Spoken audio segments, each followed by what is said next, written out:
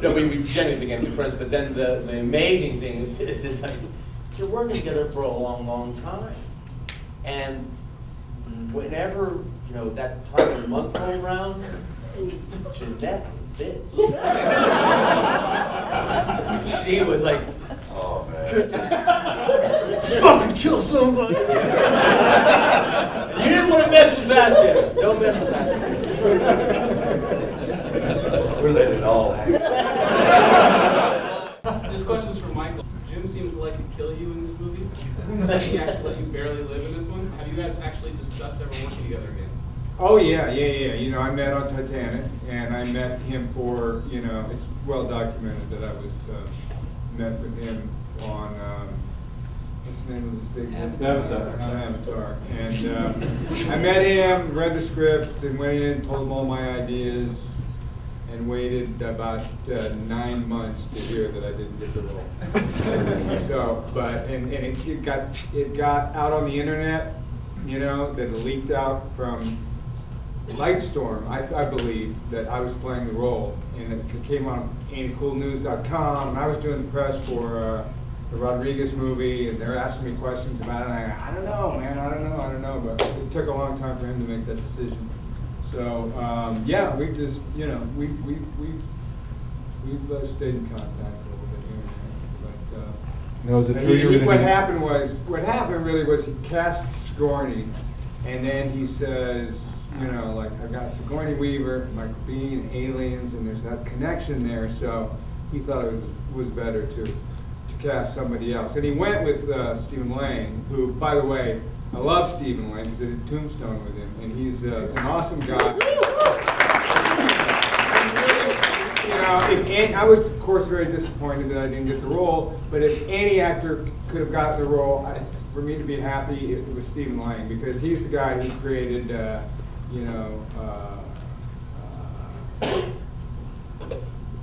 the Broadway show. You can't tell what? Is it the... Oh, A Few Good Men? A Few Good Men.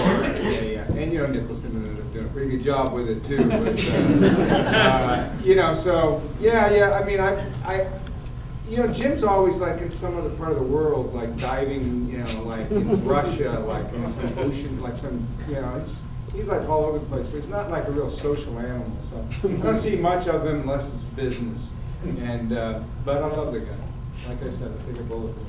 Is it true that you talked about doing Spider-Man with him back in the way? No, that was never, Is that true? I don't know, he was doing Spider-Man, and something came out on like, it's urban, like somebody writes something, and he never considered me for that role because I was too old. I think I was 32 or 31 or 32, and I don't think he ever once considered it, but somebody wrote it once someplace, and it became like this kind of urban legend type of thing. Yeah, that shit happened.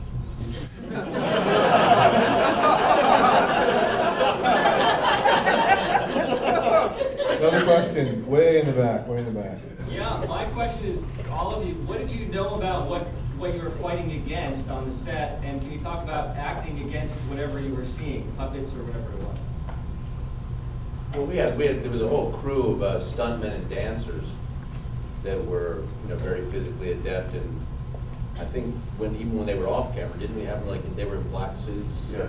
And they were doing their shit, even when they weren't in full costume, but they, Sam Winston's work is pretty brilliant. Just quickly.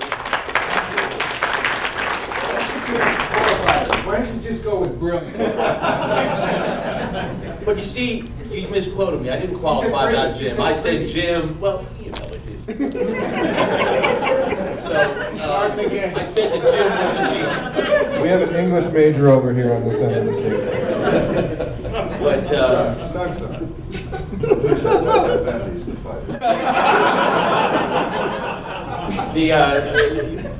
we were on the set, and I was watching Stan Winston set up one of the little pod sets, and I was fascinated by it, and I'm looking at it, and the guys are manipulating all these little controls, and a lot of it was just like little hand manipulation. And I was watching him from behind the set. He was one of the little guys that came out of your chest thing. And I'm seeing the guys manipulate. I know how it works, and Stan goes, yeah, you know what? Just go around the side, and I'll do it for you. And we're on the 4th floor of this disused nuclear power station, right? and we're 4 stories up on metal grates and all kind of stuff. So I go around the other side, and this thing goes, "Ugh," and I must have leapt 5 feet in the air. I felt like if I'd been any closer to the railing, I would have gone over. So automatically we thought, God, if that happened to you and I just saw how it worked. There's one thing, we're all used to seeing the aliens now. But at that time, I mean, Alien 1 had come out, but it had been a long time before Alien 2. So I was a little kid when the first one came out, and it scared the hell out of me. And by the time we started, I wasn't really, in the first one, you didn't see the alien version. So in ours, all of a sudden, we're on the set, and like I said, they kind of kept us apart. So we'd eat lunch over here, and they'd eat lunch over there. And there was this one shot of this guy, and they were like dancers. Some of them were dancers, some of them were bigger. But there's this one guy, he had his alien suit on, and he had the alien head, long head over here, sitting here, and he had a cigarette. Right. And I just thought if ever there was a photograph, that's the one that's Another question in the middle there. We all had kind of a rough reaction to Paul Reiser's character. I was just wondering if you guys had any fun with that on the set. He got booed today when his name came up. Well, Paul's a very funny guy. Oh my God. To play that character, I got to give him props because I didn't know he'd be able to pull that off, but he knocked that out the park. But on the set, he's not like funny haha where he's telling you jokes trying to make you laugh, but he's got stories, man. He got stories, and he can entertain you just by having a conversation. I had to ride with him. Isn't there something about that, the audio commentary? Did I? Yeah, you commented about how he was The like... spinach in his teeth?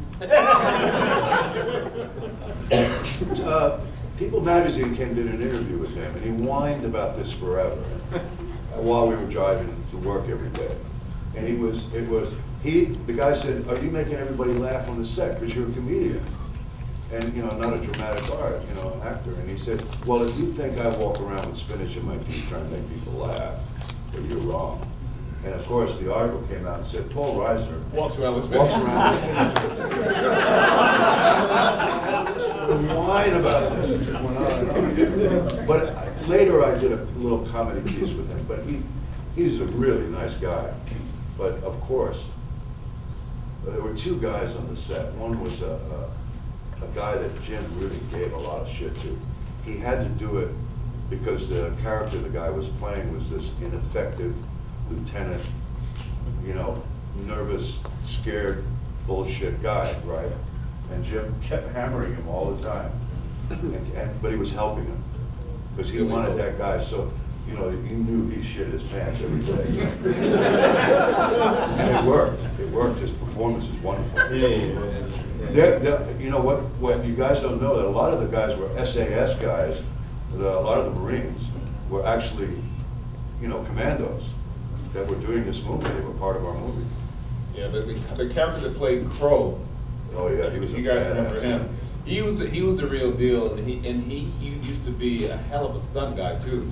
And unfortunately, he actually, I guess maybe about 10 years ago, he actually jumped from a plane, was parachuting, which was his first love, and the parachute didn't open up, and that was. But those guys. And he fell to his death. But some of those guys were the real deal. Now, Lance, I've heard you talk about how this role was a turning point for your career. Could you all kind of talk about the impact that this movie had on your career? There's a guy leaving already. Stop him. I've heard you say this was a turning point in your career. I mean, you'd worked with Lumet, you worked with Spielberg, but what was it about this role in this I had a lot of film? fart catcher roles before that. And by that I mean, if you're just serving the movie, being a good lawyer. He's leaving the movie, says a joke, and he goes, and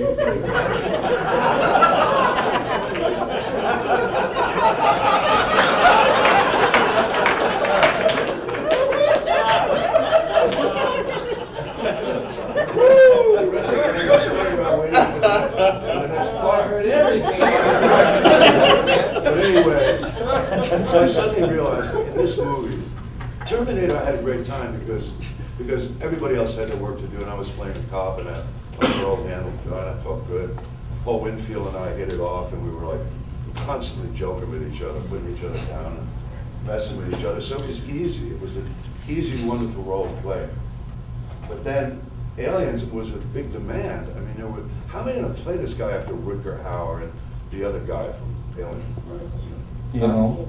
Ian Holmes, yeah, great actor.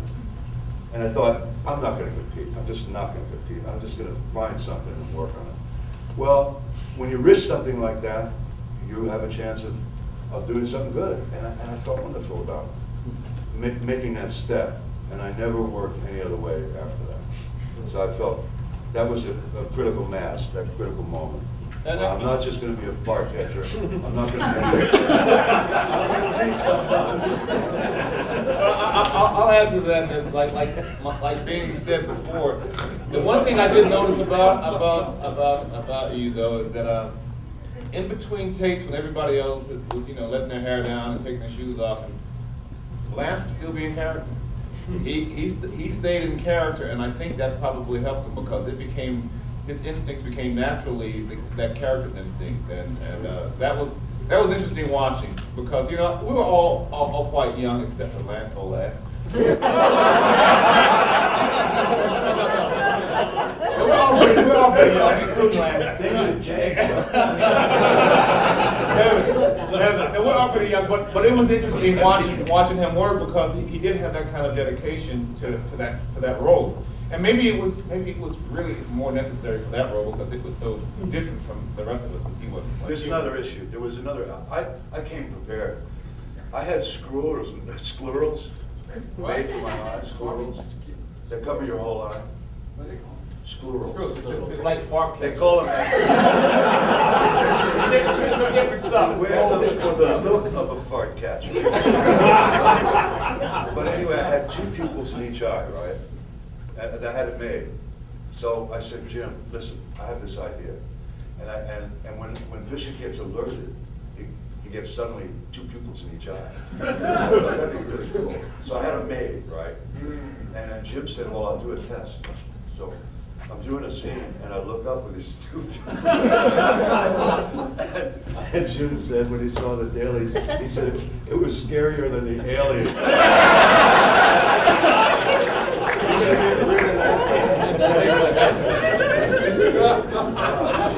I lost so much shit for that role. It carried with me. And it was like a study in what am I going to do? It was good. Did you end up using it? You were basically No. just in that little suit, right? That's was it. There was nothing on you to carry. No, I didn't carry shit. Everybody else was carrying fucking guns, No. this and that, and whatever. You just had that little suit on. Yeah. Hey, I think we should give some love to Sigourney, you guys.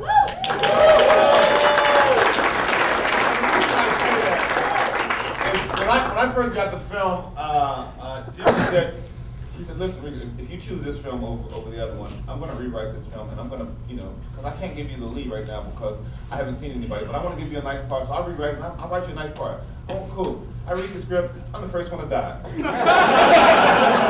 That was it. As white people, man. I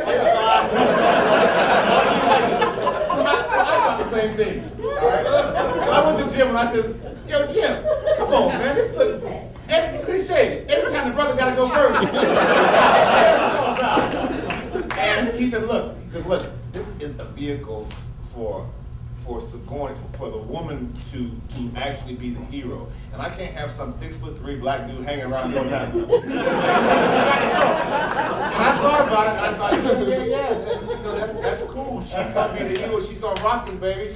And as a star, I looked at the way Sigourney handled herself on the set and the way she sometimes spoke up for the crew. Because sometimes, they work with crews a lot of hours, and I remember her speaking up, demanding and insisting that they get paid full time for every hour they work and stuff like that. And I thought, that's the way the star should be. So I thought she had a lot to offer stars of movies, be they male or female, just by watching the way she handles herself on set. So I just want to give that love up to her. I think we should wrap it up, but I want to Yeah. thank all of you for Good stuff. coming out. It was very gracious how much time you spent with us tonight. How about give it up for these guys, huh?